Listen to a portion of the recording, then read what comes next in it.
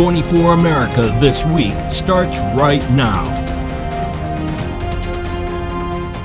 സൈനിക നീക്കം ചോർന്നതിന്റെ നാണക്കേടിൽ ട്രംപ് ഭരണകൂടം, മറുപടിയില്ലാതെ തടി തപ്പി white ഹൗസും.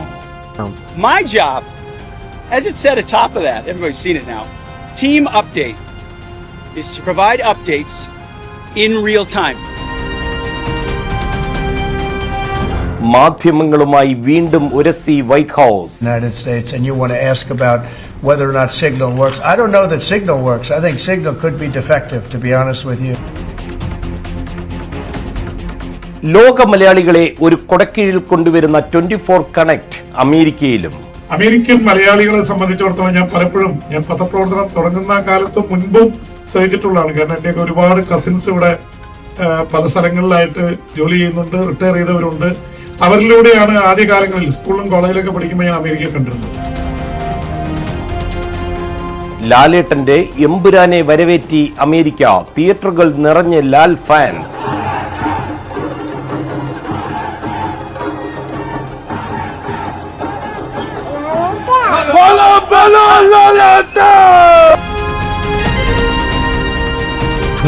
America This Week, here now. അമേരിക്കയുടെ അതീവ രഹസ്യ സ്വഭാവമുള്ള സൈനിക നടപടികൾ ചർച്ച ചെയ്ത ചാറ്റ് ഗ്രൂപ്പിൽ മാധ്യമ പ്രവർത്തകൻ കടന്നുകൂടിയത് ശരിക്കും നാണക്കേടായിരിക്കുകയാണ് ഡൊണാൾഡ് ട്രംപ് ഭരണകൂടത്തിന്. സുരക്ഷാ വീഴ്ചയും നിയമലംഘനവും ആരോപിച്ച് US കോൺഗ്രസ് അന്വേഷിക്കണമെന്ന് ആവശ്യപ്പെട്ട് ഡെമോക്രാറ്റിക് പാർട്ടി രംഗത്ത് വന്നു കഴിഞ്ഞു. ശരിക്കും ഈ വീഴ്ച പറ്റിയത് ആർക്ക്? Report by Liz Paulose from New York. In a bizarre attempt to defend Defense Secretary Pete Hegseth, the White House has resorted to a semantic argument. At the center of the controversy is a Signal chat where Hegseth shared a detailed timeline of a pending attack on Houthi militants in Yemen. While the White House insists that Hegseth's post was not a war plan, the level of detail is staggering. The timeline included launch times of F/A-18, F Super Hornet jets and MQ-9 Reaper drones, sparking concerns about the handling of sensitive information. My job, as it said at top of that, everybody's seen it now, team update, is to provide updates in real time. The White House and national security officials have refused to disclose whether the timing data was ever declassified, who made that determination, or if it happened after the attack was over. This lack of transparency has only added to the mystics surrounding the scandal. What's even more alarming is that over 18 Trump administration officials discussed the timing of the attack on a commercial encrypted app typically used for bouncing around ideas or discussing unclassified topics. The conversation was candid and sensitive, but as the President National Security Advisor stated, no classified information was shared. This raises serious concerns about the security protocols in place within the administration. As the scandal continues to unfold, one thing is clear: the White House's semantic arguments won't be enough to deflect attention from the scenario questions surrounding Hegseth's action. This is Liz Paulos reporting from New York, 24 USA. ലോക മലയാളികളെ ഒരു കൊടക്കീഴിൽ അണിനിരത്തുന്ന 24 കണക്റ്റിന്റെ പ്രവർത്തനങ്ങൾ വിശദീകരിച്ച് 24 editor in charge PP James ഫിലഡൽഫിയയിൽ. Malayali association of greater Philadelphia ഒരുക്കിയ യോഗത്തിൽ കരുണയുടെ പുതിയ മേഖലയിൽ ഒരുമിച്ച് പ്രവർത്തിക്കുവാൻ തീരുമാനവുമായി പൊതുപ്രവർത്തകരും കമ്മ്യൂണിറ്റി ലീഡേഴ്സും. ലോക മലയാളികളെ ഒരു കുടക്കീഴിൽ അണിനിരത്തുന്ന 24ന്റെ കണക്ട് പദ്ധതി അമേരിക്കയിലേക്കും വ്യാപിപ്പിക്കുകയാണ്. ലോകത്തിന്റെ പല ഭാഗത്തായി താമസിക്കുന്ന മലയാളികൾക്ക് പരസ്പരം സഹായിക്കാനും തണലാകാനുമുള്ള 24ന്റെ വേറിട്ട ഈ പദ്ധതിയുടെ വിശദീകരണ യോഗത്തിന് ഫിലഡൽഫിയ വേദിയായി. 24 കണക്റ്റിന്റെ പ്രവർത്തനങ്ങളെപ്പറ്റി 24 editor in charge PP James വിശദീകരിച്ചു. അമേരിക്കയിൽ 5 പതിറ്റാണ്ടിലേറെ പ്രവർത്തന പാരമ്പര്യമുള്ള ഫിലഡൽഫിയയിലെ മലയാളി അസോസിയേഷൻ ഓഫ് ഗ്രേറ്റർ ഫിലഡൽഫിയയുടെ നേതൃത്വത്തിലാണ് യോഗം സംഘടിപ്പിച്ചത്. അമേരിക്കൻ മലയാളികളെ സംബന്ധിച്ചിടത്തോളം ഞാൻ പത്രപ്രവർത്തനം തുടങ്ങുന്ന കാലത്ത് മുൻപും സഹിച്ചിട്ടുള്ളതാണ്. കാരണം എന്റെയൊക്കെ ഒരുപാട് കസിൻസ് ഇവിടെ പല സ്ഥലങ്ങളിലായിട്ട് ജോലി ചെയ്യുന്നുണ്ട്, റിട്ടയർ ചെയ്തവരുണ്ട്. അവരിലൂടെയാണ് ആദ്യകാലങ്ങളിൽ സ്കൂളിലും കോളേജിലൊക്കെ പഠിക്കുമ്പോൾ ഞാൻ അമേരിക്ക കണ്ടിരുന്നത്.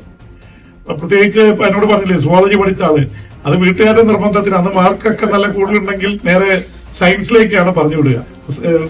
ഇതൊന്നും എടുക്കാൻ, ഹ്യൂമാനിറ്റീസ് എടുക്കാൻ സമ്മതിക്കത്തില്ല. അങ്ങനെ വന്നതാണ്. എന്റെ താല്പര്യം മുഴുവൻ ഇവിടെയായിരുന്നു. അതുകൊണ്ടാണ് അവസരം കിട്ടിയപ്പോൾ ഞാൻ ഫിഷറീസ് ഓഫീസറായിട്ടും മറ്റേ കോളേജിലെ അധ്യാപകനായിട്ടും കിട്ടിയിട്ട് അതൊക്കെ കളഞ്ഞ് പത്രപ്രവർത്തന രംഗത്ത് വന്നത്.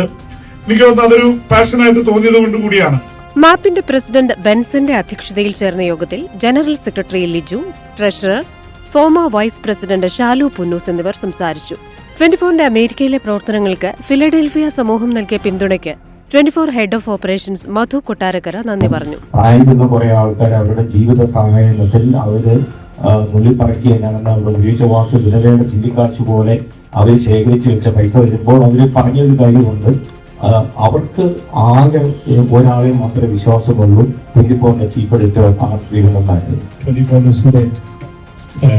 24 പ്രോഗ്രാമിന്റെ ഔദ്യോഗികമായ അറിയിപ്പിനായിട്ട് ആ ന്യൂസ് ചാനൽ പ്രത്യേകത എന്ന് പറഞ്ഞു കഴിഞ്ഞാൽ ന്യൂസ് പോലെ തന്നെ അവിടെ SKM ശ്രീകണ്ഠൻ നായർ സാർ, അദ്ദേഹത്തിന്റെ ഇപ്പോഴത്തെ തിരുവനന്തപുരം ടു കാസർഗോഡ് വരെയുള്ള ലഹരിക്ക് എതിരെയുള്ള ആ ഒരു പ്രവർത്തനം, അതൊരു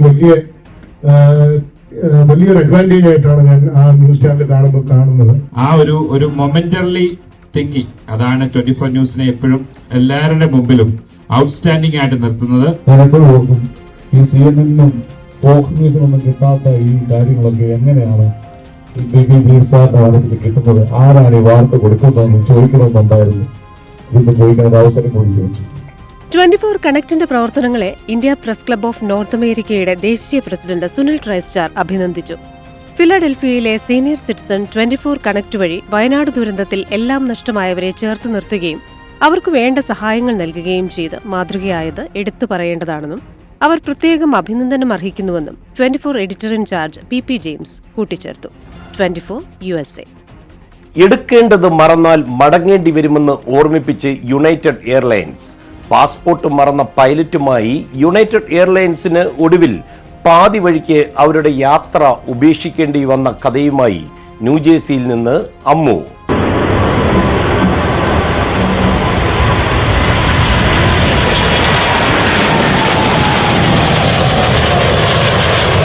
What happens when a pilot realizes mid-air that he's forgotten his passport? Yep, you heard that right. A United Airlines Boeing 787 jetliner flying from Los Angeles to Shanghai, China, had to turn around last weekend after the captain had a "where's my wallet" moment. Well, about 2 to 3 hours into the flight, the pilot realized he forgot his passport and they had to turn back around. The flight departed LA at noon on March 22nd with 257 passengers and 13 crew members on board, and it was headed northwest when after 2 hours the pilot realized he'd left something pretty important at home, his passport. The plane turned around and was redirected to San Francisco, where customers were provided with meal vouchers and compensation. Of course, this created a huge inconvenience for the 257 passengers on board. I think they wound up being about 6 hours off schedule, something like that. You know what they received from the United flight for their troubles? A meal. The flight with the new crew took off around 9 p.m. and landed in Shanghai about 6 hours behind schedule. Chinese social media is abuzz about the incident. Aviation experts say it's quite embarrassing, and for a global airline like United, it shows a lack of discipline. This is Ammo, 24 USA. ലോകത്തെ ഏറ്റവും എരിവുള്ള മുളകിന്റെ കട തുറന്നിരിക്കുകയാണ് അങ്ങ് north കരോളിനയിൽ. എരിവുള്ള ഈ കഥയുമായി എത്തുന്നത് loss ആഞ്ചൽസിൽ നിന്ന് കവിത രാജ്. ലോകത്തിലെ എരിയൻ മുളകുകളെല്ലാം ലഭിക്കുന്ന ഒരു സ്റ്റോർ US-ലെ നോർത്ത് കരോലിനയിൽ തുറന്നിരിക്കുന്നു. ഗിന്നസ് റെക്കോർഡ് നേടിയ ലോകത്തിലെ ഏറ്റവും എരിവുള്ള മുളകായ പെപ്പർ എക്സ് ഉൾപ്പെടെ എല്ലാ മുളകുകളും ഇവിടെ ലഭ്യമാണ്. എരിവിന്റെ അളവ് അടയാളപ്പെടുത്തുന്ന സ്കോവിൽ ഹീറ്റ് യൂണിറ്റ് പെപ്പർ എക്സ് മുളകിൽ 26.9 ലക്ഷമാണ്. 10 വർഷങ്ങൾ നീണ്ട ഗവേഷണങ്ങൾക്കൊടുവിൽ എഡ് കറി എന്ന അമേരിക്കൻ ബ്രീഡറാണ് ഈ മുളക് വികസിപ്പിച്ചത്. Is interbreeding peppers that have certain capsaicinoids in them that are not prevalent so that we can raise those rates higher. Those can be used for medical reasons, and we're hoping to cure some disease by breeding those things higher and higher and higher. കാന്താരി പോലെ എരിവ് കൂടിയ മുളകിനങ്ങൾക്ക് പോലും ഇതിന്റെ 1/5 എരിവുണ്ടാകില്ല. 2017 ലോകത്തിലെ ഏറ്റവും എരിവുള്ള മുളകായി Guinness records തെരഞ്ഞെടുത്തത് കാരോലിന റീപ്പർ എന്ന മുളകിനെയാണ്. എഡ്കറി തന്നെയാണ് ഈ മുളകും ബ്രീഡ് ചെയ്തുണ്ടാക്കിയെടുത്തത്. സെന്റ് വിൻസെന്റിലെ അതീവ എരിവുള്ള മുളകിനമായ സോഫ്രയറിന്റെയും ഇന്ത്യയിൽ നിന്നുള്ള നാഗാ പെപ്പറിന്റെയും സങ്കരമാണ് കാരോലിന പെപ്പർ. ഈ മുളകിന്റെ സവിശേഷതകളിലൊന്നായ വാലാണ് ഇതിന് റീപ്പർ എന്ന പേര് വരാൻ കാരണമായത്. ക്യാപ്സിസൻ എന്ന രാസവസ്തുവിന്റെ സാന്ദ്രതയാണ് ഈ മുളകിലും എരിവ് കൂടുവാനുള്ള കാരണം. In Scoville measurements, Carolina Reaper is 1.642 million on the low average. Pepper X is 2.693 million on the lower. ഇന്ത്യയിൽ നിന്നുള്ള goes pepper, infinity chilli, Naga pepper എന്നിവയെല്ലാം എരിവ് കൂടിയ മുളകിനങ്ങളാണ്. ലോസ് ആഞ്ചൽസിൽ നിന്നും കവിത രാജ്, 24 USA. എതിരാളി അനങ്ങും മുമ്പേ കയറി ആക്രമിക്കുക എന്നതാണ് ഡൊണാൾഡ് ട്രംപിന്റെ പണ്ടേ ഉള്ള ഒരു ശൈലി. ചാറ്റാപ്പിൽ ഡിഫൻസ് രഹസ്യങ്ങൾ ചോർന്നപ്പോഴും വൈറ്റ് ഹൗസ് എടുത്ത തന്ത്രം അത് തന്നെയാണ്. Attack attack attack. Prajinsi Kannan from 24 Central Desk. This week, the White House experienced significant turmoil as President Donald Trump launched a vigorous counteroffensive to divert attention from one of his most significant scandals of his second term, a leaked Signal group chat. The administration is dusting off a familiar Trump playbook: attack, attack, and attack.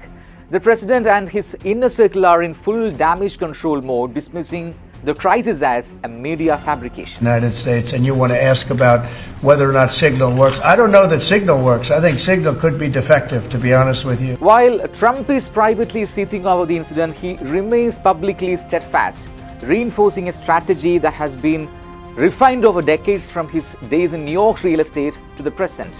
It's all a witch hunt. Trump declared from the Oval Office Wednesday, brushing off the breach. That makes you say this is not classified. Well, it's not just me saying that, Peter. It's the Secretary of Defense himself who is saying this as well.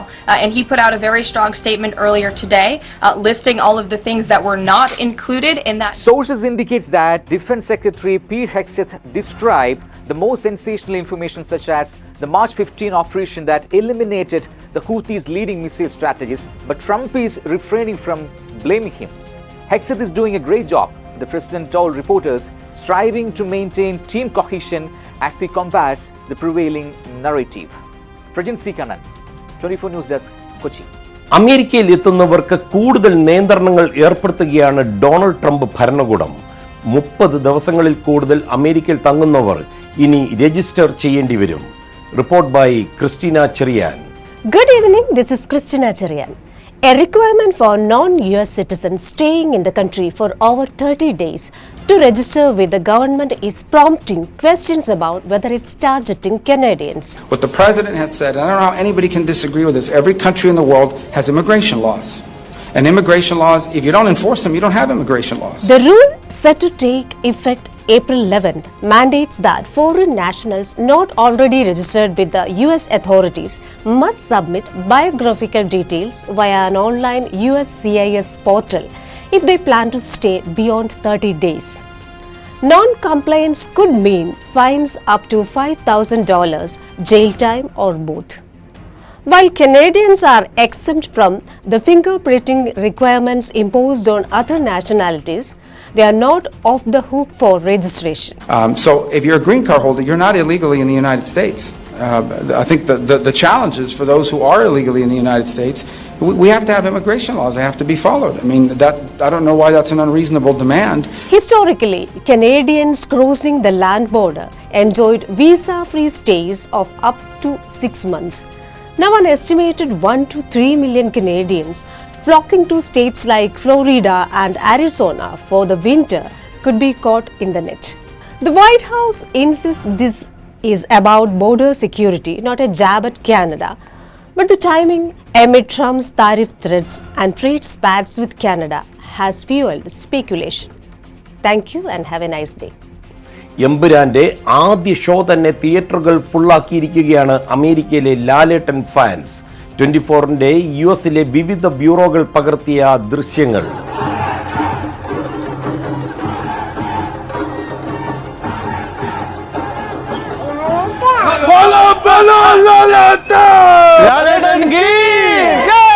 Empuraan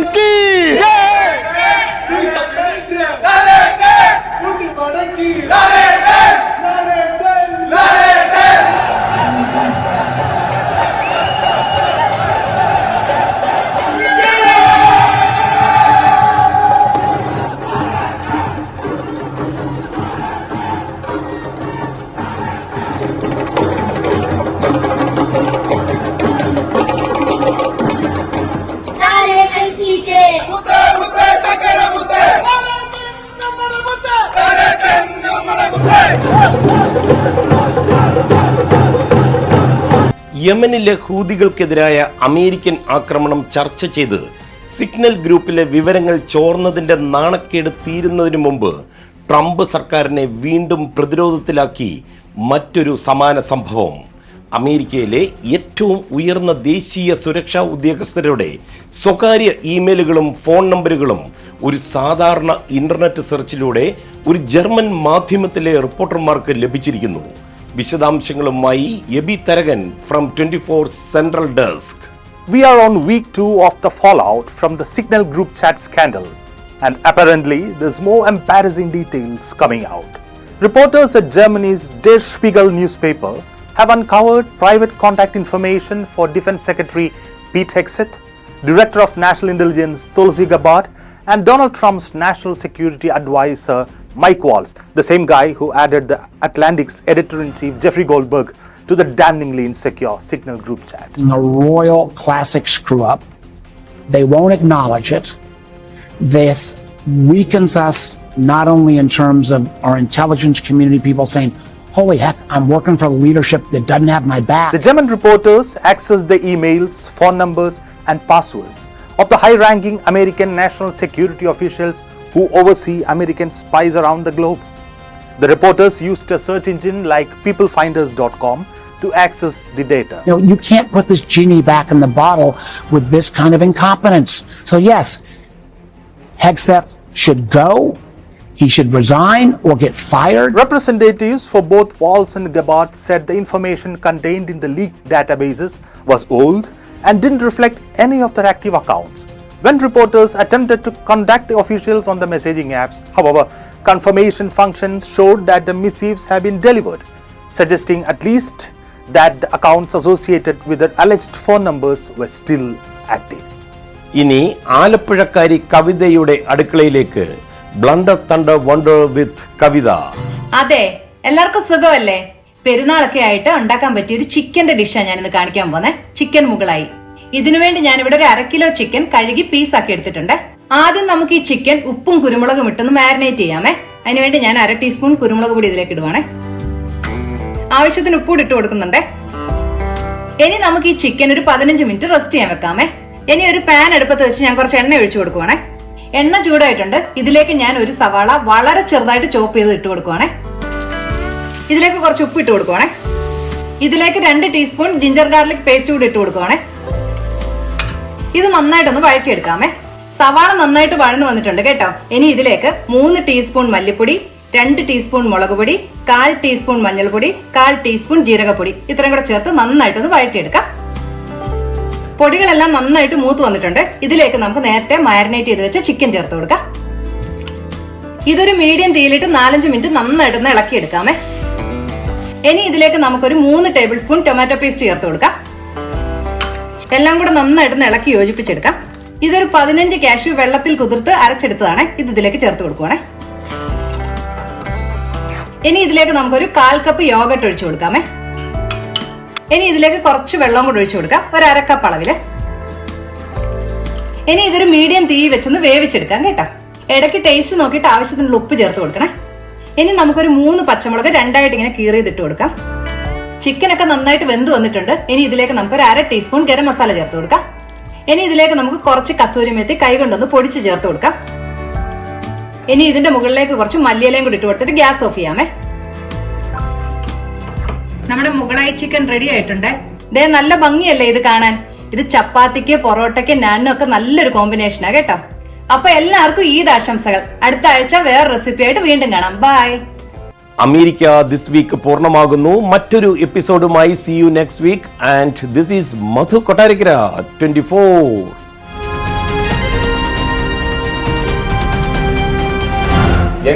അമേരിക്കയിലേക്ക് തിരിച്ചു വരുന്നു. തീർച്ചയായിട്ടും പോകുമ്പോൾ Joe Biden ആയിരുന്നു. നല്ല ഐശ്വര്യമാണ്. തിരിച്ചു വരുമ്പോൾ ട്രംപാണ്. പക്ഷെ അതിലെ ഒരു കാര്യമുണ്ട്, എന്റെ ജേർണലിസത്തിലെ പ്രൊഡിക്ഷൻസ് ഒന്നും തെറ്റിയിട്ടില്ല. ആദ്യത്തെ പ്രാവശ്യം ജോ ബൈഡനും ട്രംപ് ഏറ്റുമുട്ടുമ്പോ നമ്മൾ തമ്മിലൊരു മത്സരം ഉണ്ടായിരുന്നു. അന്ന് ഞാൻ പറഞ്ഞു ജോ ബൈഡൻ ജയിക്കുന്നുള്ള കാര്യത്തിൽ സംശയമില്ല. നിങ്ങളുടെ ആൾക്കാരൊക്കെ കൂടി നമ്മളെ വളഞ്ഞിട്ട് ആക്രമിച്ചു. പക്ഷെ എന്നാലും ജോ ബൈഡൻ അന്ന് പ്രസിഡന്റായി. പക്ഷെ ഇത്തവണ ഇലക്ഷൻ മത്സരിച്ചപ്പോ ഞാൻ ഒരു കാര്യം ഉറപ്പിച്ചു പറഞ്ഞു, ഇതിൽ ട്രംപ് ജയിക്കും. ശരിയാണോ അല്ലയോ? ഞാൻ പറഞ്ഞ പോലെ ട്രംപ് ജയിച്ചു. അത് വളരെ ഏർലി പ്രൊഡിക്ഷൻ പറഞ്ഞു ട്രംപ് ജയിക്കും. പണ്ട് എന്നെ കുറിച്ച് പറഞ്ഞു ഞാൻ ട്രംപ് വിരുദ്ധനാണെന്നാണ്. ജേർണലിസ്റ്റിന് അങ്ങനെ ട്രംപ് ജോ ബൈഡൻ എന്നുള്ള വ്യത്യാസമില്ല. ആര് ജയിക്കുമെന്ന് ജേർണലിസ്റ്റിക്ക് ഇതിൽ പ്രൊഡിക്ഷൻ തോന്നുന്നു. We will say. നമ്മുടെ junior journalist As an international journalist, how do you feel about America's government? I'm in America and I should. You must say. Do you want me to? This very early to predict what is going to happen. There are a lot of good things happening and lot of I don't say bad things, but other countries they feel a little bit suspicious what America is going to do, Trump is going to do. So it's a lot of mixed reaction in a way. Right now it's a mixed reaction. കാര്യം Trump എങ്ങോട്ടാ പോകുന്നത്, ട്രംപിന്റെ സ്റ്റാൻഡിനെ പറ്റി ഒരു clarity ഇപ്പോഴും വന്നിട്ടില്ല. ഒരു സൈഡിൽ റഷ്യയെ തലോടുന്നു, മറ്റേ സൈഡിൽ യുക്രൈനായിട്ട് അടിപിടി കൂടിയിട്ട് തിരിച്ച് യുക്രൈനോട് പറയുന്നു വരാൻ പറയുന്നു. അങ്ങനെ ഒരു ഡീലുണ്ടാക്കുന്നു, സെപ്പറേറ്റ് ഡീലുണ്ടാക്കുന്നു. ജെയിംസ് സാറിന് അതേപ്പറ്റി എന്താ പറയുന്നത്? കാര്യം ട്രംപ് പറഞ്ഞു ഡേ 1 യുക്രൈൻ യുദ്ധം അവസാനിപ്പിക്കും. പക്ഷേ ഇന്നലെ നമുക്ക് ലഭിക്കുന്ന റിപ്പോർട്ടെന്ന് പറഞ്ഞാൽ അമേരിക്ക ആദ്യത്തെ സ്റ്റെപ്പ് വിജയിച്ചെന്ന് വേണേൽ പറയാം. കാര്യം സെപ്പറേറ്റ് കോൺട്രാക്ട് ഉണ്ടാക്കി കരിങ്കടലിലും അതുപോലെ എനർജി റിസോഴ്സും ആക്രമിക്കത്തില്ല എന്നുള്ള ഫസ്റ്റ് സ്റ്റെപ്പ്. അല്ല, ഒരു കാര്യം വളരെ വ്യക്തമാണ് മധു, എന്ന് വെച്ചിട്ടുണ്ടെങ്കിൽ ഡൊണാൾഡ് ട്രംപിനെ കുറിച്ച് പറയുന്നത് he is a popular anchor, അവതാരകനാണ്, ഷോമാനാണ്, കച്ചവടക്കാരനാണ് എന്നൊക്കെ പറയുമ്പോഴും അമേരിക്കൻ രാഷ്ട്രീയത്തിൽ കഴിഞ്ഞ 2 മാസം ട്രംപ് നിറഞ്ഞു വിലസിരിക്കുകയാണ്. ലോകക്രമത്തെ മുഴുവൻ, ഒരുപക്ഷെ ഒരൊറ്റ നേതാവിന് ലോകക്രമത്തെ അട്ടിമറിക്കാൻ സാധിക്കുമെങ്കിൽ അത് തനിക്കാണ് കഴിയുക എന്ന് സീസൺഡ് പൊളിറ്റീഷ്യൻ അല്ലാത്ത ട്രംപ് തെളിയിച്ചിരിക്കുകയാണ്. സാർ ഒരുപാട് നമ്മുടെ കേരള നിയമസഭ റിപ്പോർട്ട് ചെയ്തിരിക്കും. ഇത് പറയുമ്പോൾ എനിക്ക് ഓർമ്മ വരുന്നതറിയാം, പണ്ട് നിയമസഭയിൽ ഇരുന്ന് ഉറങ്ങിയിട്ട് എഴുന്നേറ്റ് ഒരാൾ പറഞ്ഞു എനിക്കും വേണം വരണമെന്ന്. ഏതാ കാര്യമായിരുന്നു പറഞ്ഞത് എന്ന് പറഞ്ഞതുപോലെ ഇതിന്റെ ഇടയിൽ കൂടെ 2 കച്ചവടം നടന്നിട്ടുണ്ട്. അതായത് കാർഷിക വിള കംപ്ലീറ്റ് ഉപരോധം ഏർപ്പെടുത്തിയില്ല റഷ്യയുടെ. അപ്പൊ റഷ്യ ആ ഡീല് ഇതിനകത്ത് റെഡിയാക്കിയെടുത്തു. അത് റിലീസ് ചെയ്യിപ്പിച്ചാൽ കച്ചവടം സെറ്റ്. സെക്കൻഡ്, ഡൊണാൾഡ് ട്രംപ് പറഞ്ഞിരിക്കുന്നത് സാപ്പോറഷ്യ പോലുള്ള ആണവ നിലയങ്ങളുടെ കൺട്രോൾ, ഇപ്പോൾ റഷ്യ ആണല്ലോ അത് കൺട്രോൾ ചെയ്യുന്നത്, അത് ന്യൂട്രലായിട്ട് അമേരിക്ക കൺട്രോൾ. ഇതിൻ്റെ ഇടയിൽ കച്ചവടം നന്നായിട്ട് നടക്കുന്നുണ്ട്. പിന്നെ ധാതു അതെ, യഥാർത്ഥത്തിൽ അമേരിക്കൻ ഇൻട്രസ്റ്റ് സംരക്ഷിക്കുക എന്നുള്ള നയമാണ് തൻ്റെ എന്ന് ട്രംപ് നേരത്തെ തന്നെ പറഞ്ഞിരുന്നു. അമേരിക്ക ഫസ്റ്റ് അല്ലെങ്കിൽ അമേരിക്ക ഗ്രേറ്റ് അഗെയിൻ, അത് ട്രംപ് ആ രീതിയിൽ ചെയ്തുകൊണ്ടിരിക്കുന്നുണ്ട്. പക്ഷേ ആ വേൾഡ് ഗ്രേറ്റ് അഗെയിൻ എന്നുള്ള ഇതിനോട് ഒരു പക്ഷേ ട്രംപിന് നേടാൻ പറ്റിയ ഏറ്റവും വലിയ നേട്ടം എന്ന് എനിക്ക് തോന്നുന്നത് ട്രംപ് അമേരിക്കയിലെ ഒരു വിഭാഗം എന്നുവെച്ചാൽ ഒരു ഭൂരിപക്ഷത്തിന്റെ ഇടയിൽ ഒരു അമേരിക്കൻ പ്രൈഡ് ഉയർത്തി കാണിക്കുന്നു, അമേരിക്കയ്ക്ക് വേണ്ടി എല്ലാം ചെയ്യുന്നു എന്നുള്ളത് ഉണ്ടാക്കിയിരിക്കുന്നു. പ്രത്യേകിച്ച് ഇവിടുത്തെ ഭൂരിപക്ഷമായിട്ടുള്ള വെളുത്ത വംശജരായിട്ടുള്ള ആൾക്കാർക്കിടയിൽ വലിയൊരു ആത്മവിശ്വാസം ഉണ്ടാക്കിയിട്ടുണ്ട്. ട്രംപിന്റെ ശത്രുപക്ഷത്തുള്ള ആൾക്കാർ വരെ പറയുന്നത് ഒരു അത്യാവശ്യം ഒരു ശുദ്ധീകരണം ആവശ്യമായിരുന്നു. ഒരുപാട് അനധികൃതമായിട്ടുള്ള കുടിയേറ്റക്കാർ ഇവിടെ കടന്നു വരുന്നു. അവര് മെക്സിക്കോയിൽ നിന്ന് കാനഡയിൽ നിന്ന് പറഞ്ഞില്ല, മെക്സിക്കോ അടക്കമുള്ള സോബിന്റെ ഇഷ്ട ചോദ്യം എന്തായിരുന്നു സോബിനെ? എന്താ കാര്യം എന്നറിയാം, സോബിൻ ട്രാവൽ ആൻഡ് ടൂറിസം ആണ് സോബിന്റെ ബിസിനസ്. അല്ല, ജെയിംസാനെ പോലെ ഈ ഇമിഗ്രേഷൻ കൗണ്ടർ കടന്നു വരുന്ന ആൾക്കാർ വന്നാലേ സോബിന് അരി വാങ്ങിക്കാൻ പറ്റും. ട്രംപിന്റെ പുതിയ ഇമിഗ്രേഷൻ പോളിസിയെ കുറിച്ച് നിങ്ങൾ ഒത്തിരി നോക്കിക്കാണുന്ന ഒരു വ്യക്തിയാണല്ലോ ഇങ്ങനെ എല്ലാ കാര്യങ്ങളും. അപ്പോൾ ജെയിംസ് സാറിന്റെ ഒരു അഭിപ്രായം എന്താണ്? ആരുടെ പക്ഷത്ത് നിന്ന് സംസാരിക്കണം? പുറത്തു നിന്ന് കാണുന്ന ഒരു വ്യക്തി. ഞാനത് 2 തരത്തിലാണ് കാണുന്നത്. ഇപ്പൊ അമേരിക്കയെ സംബന്ധിച്ചിടത്തോളം, അമേരിക്കയിൽ നമ്മളൊക്കെ സാധാരണ പറയാറുണ്ട് ബസ്സിനുള്ളിൽ കയറി കഴിയുന്നത് വരെ നമ്മൾ ബസ്സിലേക്ക് കയറാൻ വേണ്ടി ഇടിച്ചു കഴിഞ്ഞാൽ പിന്നെ വേറെ ആരും കയറുന്നത് നമ്മുടെ ഒരു മാനസികാവസ്ഥയാണ്. ഞാൻ അത്രയും പറയുന്നില്ല. ഏത് രാജ്യത്തിനും അവർ രാജ്യത്ത് അനധികൃതമായിട്ട് ആൾക്കാർ കയറുന്നതിനെ തടയാനുള്ള അവകാശമുണ്ട്, അത് ചെയ്യണമെന്ന്. അതിലാണ് എനിക്ക് തോന്നുന്നത് അമേരിക്കയിലെ ഒരുപാട് ട്രംപിനെ എതിർക്കുന്ന കക്ഷികൾ പോലും പറയുന്നത് ട്രംപ് ചെയ്തത് ഇങ്ങനെയൊക്കെ ചെയ്യാൻ ധൈര്യമുള്ള ഒരാൾ ഡൊണാൾഡ് ട്രംപേ ഉള്ളൂ എന്ന് പറയുന്നത്. അപ്പൊ ജെയിംസ് സാറിനോട് പിന്നെ ഒരു ചോദ്യം ചോദിച്ച് നമ്മൾ അവസാനിപ്പിക്കുകയാണ്. ജെയിംസ് സാർ, ഡൊണാൾഡ് ട്രംപ്, അതായത് ഒരു ഗവൺമെന്റ് മാറി പുതിയ ഗവൺമെന്റ് വരുന്നു, ഇമിഗ്രേഷൻ കൗണ്ടറുകൾ, ബോർഡർ, ഇതൊക്കെ ലോകത്തിന്റെ മുന്നിൽ ഏറ്റവും കൂടുതൽ ചർച്ച ചെയ്യപ്പെടുന്ന വിഷയമായിരിക്കുമ്പോഴും എങ്ങനെ ഉണ്ടായിരുന്നു ഇമിഗ്രേഷൻ കൗണ്ടർ കടന്നു വരാനായിട്ട് സാധാരണ രീതിയിൽ? അല്ല, ഞാൻ അത്ഭുതപ്പെടുത്തിയ ഒരു കാര്യം, ഞാൻ അങ്ങനെയാണ് വന്നപ്പോൾ ഞാൻ വിചാരിച്ചത് ഇമിഗ്രേഷൻ കൗണ്ടർ കടക്കാൻ ഭയങ്കര ബുദ്ധിമുട്ടായിരിക്കും, വലിയ പ്രശ്നമായിരിക്കും എന്നാണ് കരുതിയത്. പക്ഷേ വളരെ നാച്ചുറൽ ആയിരുന്നു. എല്ലായിടത്തും അമേരിക്കയുടെ ഇമിഗ്രേഷൻ കൗണ്ടറുകളിലൂടെ ഞാൻ പല എയർപോർട്ടുകളിലൂടെ കടന്നുപോയി. ദേ വർ വെരി സ്മാർട്ട്, വളരെ സത്യസന്ധവും. ഇനി വേറെ ഒന്നുകൂടി പറയാം, ഞാൻ കഴിഞ്ഞ ദിവസം അമേരിക്കയിൽ നിന്ന് കാനഡയിലേക്ക് പോയി. സിയാറ്റിൽ നിന്ന് കാറിൽ വാൻകൂവറിൽ എന്റെ മരുമകളെ കാണാൻ പോയി. ഒരു കുഴപ്പമില്ലായിരുന്നു. മാത്രമല്ല 1 മിനിറ്റ് ചോദ്യം കൊണ്ട് അവർ കാര്യങ്ങൾ പറഞ്ഞു.